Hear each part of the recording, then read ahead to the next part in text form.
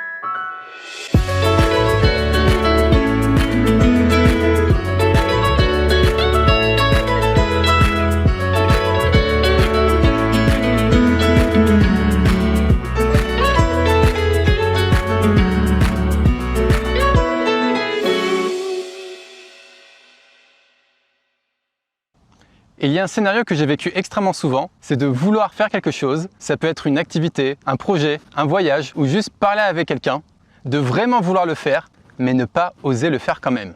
Alors j'ai fait ce que n'importe qui d'autre aurait fait à ma place. Rien. Nous le savons tous, l'envie seule ne suffit pas. Et même si cette envie c'est la réalisation d'un rêve, il y aura toujours une peur qui viendra faire obstacle et nous poussera à l'inaction. Mais pourquoi y a-t-il toujours une peur pour nous casser les couilles? Dans le dessin animé Les Croods, qui se passe pendant la préhistoire, beaucoup de familles meurent à cause de prédateurs et autres dangers. On avait eu des voisins, les gortes, écrasés par un mammouth, les orques, avalés par un serpent, les earths, piqûres de moustiques, les trogs, un mauvais rhume. Mais il y a une famille, les Croods, qui survit malgré tous les dangers, et cela grâce au père qui enseigne à sa famille d'avoir peur de tout. La peur nous sauve la vie, Yves. Ne jamais pas avoir peur. De toute façon, je vois pas quel est l'intérêt. Hein? Quoi? Qu'est-ce que tu dis? C'est quoi le but de tout ça? À quoi ça sert de vivre comme on vit? Vous allez pas me croire, j'ai découvert quelque chose de nouveau. De nouveau? C'est la catastrophe. Mais attendez! Hip reste dans le cercle familial. C'était pas mal. Si c'est nouveau, c'est mal. Alors oui, c'est un dessin animé, oui, c'est une fiction. N'empêche que cela reste extrêmement proche de la réalité qu'ont connue nos ancêtres. Ceux qui étaient trop imprudents mouraient, alors que ceux qui vivaient constamment dans la peur n'avaient certes pas une vie extraordinaire, mais au moins ils survivaient et pouvaient se reproduire, transmettant ainsi leur gène peureux. Ce même gène qui a été transmis de génération en génération jusqu'à faire partie de nous aujourd'hui. Every function in our body is targeted towards ensuring our survival. And why this is done is because you don't want to die. Simple. The thing is that the priority in your life is going to be putting food in your mouth, having safety, getting water, like the basic necessities of life. Then you move on to the next goal of evolution, which is reproduction. La peur a donc été extrêmement utile à nos ancêtres dans le passé. Mais est-ce que l'environnement où on vit aujourd'hui est le même que celui qu'ont connu nos ancêtres?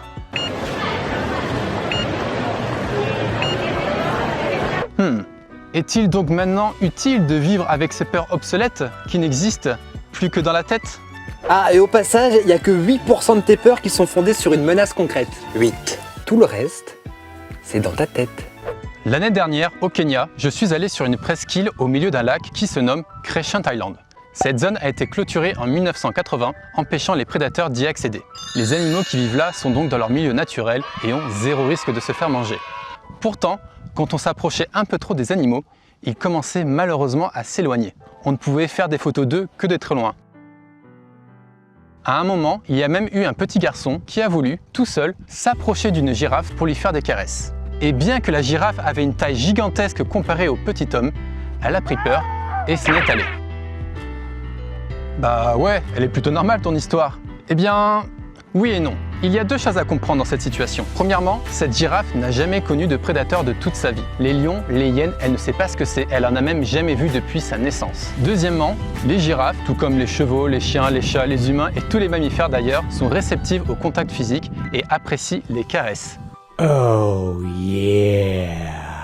Et si ça se trouve, ce petit garçon était un pro de la gratouille et la girafe aurait surkiffé avoir des caresses. Oh yeah. Mais malheureusement, elle ne connaîtra probablement jamais ce sentiment de bien-être. Son environnement a évolué tellement vite que son comportement face à la peur n'a pas eu le temps de s'adapter. Et oui, alors pourquoi je vous raconte tout ça? Eh bien, parce que quand on a peur de réaliser un rêve, c'est un peu comme si on était cette girafe en fait. Nous manquons beaucoup d'opportunités de créer son propre bonheur parce que nous laissons des peurs obsolètes nous envahir. Et c'est pour cela que des fois, nous avons peur alors qu'il n'y a aucune raison d'avoir peur. Non, pas ça, pas un griffon. Par pitié tout, mais pas un griffon. C'est quoi un griffon? Et quand ces peurs irréelles font surface, comment se manifestent-elles? Est-ce que, quand nous sommes face à une situation que l'on ne connaît pas, nous assumons pleinement cette peur qui apparaît? J'ai pas l'impression. Mais dis-moi Nico, si tu aimes autant la musique, pourquoi n'apprends-tu pas à jouer de la guitare? Parce que j'ai peur de pas y arriver. Et pourquoi tu ne te lances pas dans ce projet dont tu m'avais parlé? Parce que j'ai peur de sortir de ma zone de confort. Et si cette fille te plaît, pourquoi tu ne vas pas tout simplement lui parler? Parce que j'ai peur d'être rejeté. Ce dialogue vous a sans doute semblé un peu bizarre, voire non intuitif. Et c'est totalement normal. Parce que ce dialogue avait une particularité très spéciale. Il était honnête.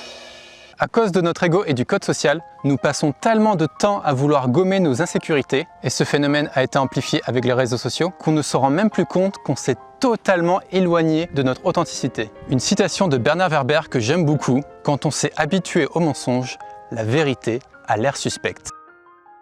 Et maintenant, on va imaginer un deuxième dialogue, mais cette fois-ci, je vais mentir à moi-même. Et vous allez voir que cet échange va vous sembler beaucoup plus familier. Mais dis-moi Nico, si tu aimes autant la musique, pourquoi n'apprends-tu pas à jouer de la guitare? Parce que je suis trop vieux et puis j'ai pas le temps. Et pourquoi tu ne te lances pas dans ce projet dont tu m'avais parlé? À cause du gouvernement, on peut rien faire. Et puis j'ai pas d'argent. Et si cette fille te plaît, pourquoi tu ne vas pas tout simplement lui parler?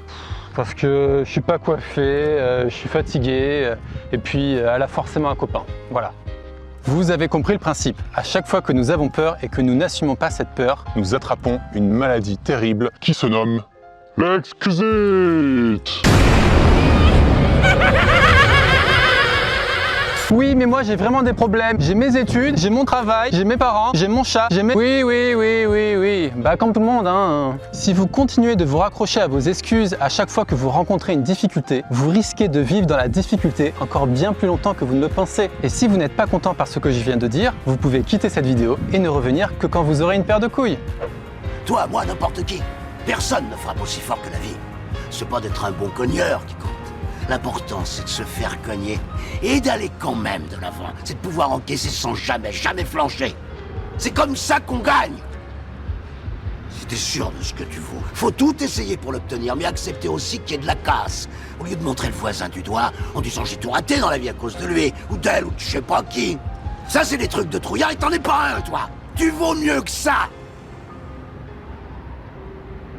Et qu'est-ce qui se passe quand on nous propose une activité, mais que cette fois-ci, on n'a réellement pas envie de la faire? Est-ce qu'on continue à se cacher derrière des excuses? Pour répondre à cette question, je vous invite à faire un test. La prochaine fois que vous croisez un ami, proposez-lui une activité dont vous savez très bien à l'avance ne l'intéressera pas. Salut, ça va? Ça te dit d'apprendre à tricoter? À votre avis, est-ce que vous pensez que sa réponse, ça va être « Ah mec, je suis désolé, mais là vraiment, j'ai pas le temps ». Ou plutôt un truc du genre « Mais mec, le tricot, je m'en fous. Si je veux des vêtements, je m'en achète, c'est tout. » Et oui, évidemment. Alors qu'est-ce qu'on peut conclure de toute cette mise en scène? Pas envie égale pas envie. Envie plus peur égale excuse. Derrière chaque excuse se cache une envie qu'on tente de dissimuler. Mais la triste vérité, c'est qu'une excuse ne permettra jamais de réaliser une envie, voire un rêve qui nous rendrait heureux. Alors bien sûr, le bonheur est une notion tellement complexe qu'on ne peut pas en donner une définition précise. N'empêche que, est-ce que vous avez déjà entendu quelqu'un dire « Je voulais faire quelque chose, mais j'ai préféré trouver une excuse et je n'ai pas osé le faire ». Ouais, ça me rend trop heureux, génial, ouais! Non, bien sûr que non, c'est ridicule. À l'inverse, est-ce que vous avez déjà entendu quelqu'un dire « Je l'ai fait, oh j'en reviens pas, je l'ai fait quoi !» Yeah! Oui, bien sûr que oui, évidemment. Vouloir être heureux et ne pas vouloir assumer ses peurs en se cachant derrière une excuse sont deux scénarios incompatibles. Ces deux scénarios ne se produiront jamais en même temps. C'est en surmontant la peur et en agissant malgré tout que l'on se crée son propre bonheur. À vous de voir quel scénario vous préférez. Il n'y a pas de gens méchants. Il y a des gens bêtes. Mais c'est pas de leur faute. Hein. Et il y a des gens qui ont peur. Ça, c'est de leur faute. Des gens qui ont peur et qui n'assument pas leur peur. Je crois que tout commence un peu comme ça. Et au final, comment ne plus avoir peur alors? Eh bien, comprendre tout ce processus qu'on vient de voir ensemble, c'est déjà une excellente chose. Une citation de Guy de Maupassant que j'aime beaucoup, c'est « On n'a vraiment peur que de ce qu'on ne comprend pas ». Difficile de formuler une phrase aussi juste. Quand on a peur et qu'on ne comprend pas pourquoi on a peur, notre peur est amplifiée. Donc le mieux, c'est de comprendre le processus de la peur, de comprendre son origine, de comprendre comment elle se manifeste. Toutes ces peurs irréelles proviennent de la préhistoire et quand elles se manifestent, nous attrapons l'exquisite. Voilà. Quand on comprend juste ça, c'est déjà énorme. Notre peur est atténuée et il devient beaucoup plus facile d'agir. Un deuxième moyen pour ne plus avoir peur, c'est de se poser une question magique. Oui, j'ai découvert cette question très récemment en regardant une vidéo YouTube et elle est tellement efficace que je me sens obligé de l'intégrer dans ma vidéo. C'est est-ce qu'il existe quelqu'un sur cette terre qui, dans les mêmes situations que moi, avec le même problème que moi, ose le faire et est capable d'au moins faire un pas pour y aller? Est-ce qu'il existe au moins une personne qui, dans la même situation que moi, pourrait le faire? Et si on est honnête, la réponse elle est toujours oui. J'aime beaucoup cette question car elle nous renvoie à quel point on peut réaliser tout ce que l'on veut à partir du moment qu'on le décide. Ces deux solutions ont vraiment marché pour moi et je suis persuadé qu'elles peuvent marcher pour vous aussi. À chaque fois que vous voulez faire quelque chose et qu'une peur apparaît, comprenez le processus de la peur, comprenez son origine, comprenez comment elle se manifeste. Et si ça ne suffit pas, posez-vous la question magique qu'on vient de voir ensemble et vous allez être surpris de la facilité dont vous allez anéantir cette peur.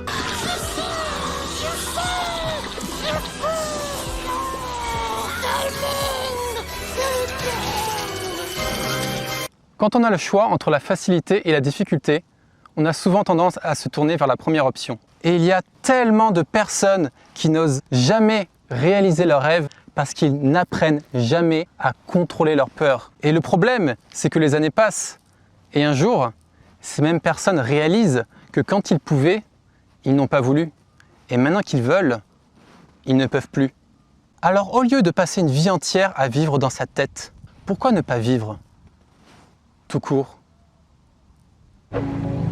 There was a study done, a hospital study, on 100 elderly people. Facing death close to their last breath, they were asked to reflect about their life's biggest regret. Nearly all of them said they regretted not the things they did, but the things they didn't do. Et voilà, c'est la fin de ma toute première vidéo YouTube. J'ai vraiment hâte de voir ce que ça va donner au montage. Si vous avez aimé cette vidéo, mettez un pouce bleu, abonnez-vous, donnez-moi votre avis en commentaire, tout ça. Si vous pensez que cette vidéo peut aider d'autres personnes, eh bien partagez-la. Vous pouvez aussi cliquer sur la petite cloche en bas pour être au courant de la sortie de ma prochaine vidéo. Elle se déroulera au Guatemala fin novembre. J'y vais pour faire de l'humanitaire et j'en profiterai pour tourner une vidéo. C'est d'ailleurs le concept de ma chaîne. Je suis passionné de voyage, je pense que ça se voit. Et à chaque pays où j'irai, j'en profiterai pour tourner une vidéo sur un sujet dont on ne parle pas assez. Avant de nous quitter, j'ai envie de vous poser une question. Une toute petite question. Si vous n'aviez pas peur, que feriez-vous? C'est entre nous et le bonheur, il n'y a que des peurs. C'est que ça. J'espère que vous avez pris autant de plaisir à regarder cette vidéo que j'en ai eu pour la réaliser. Ciao!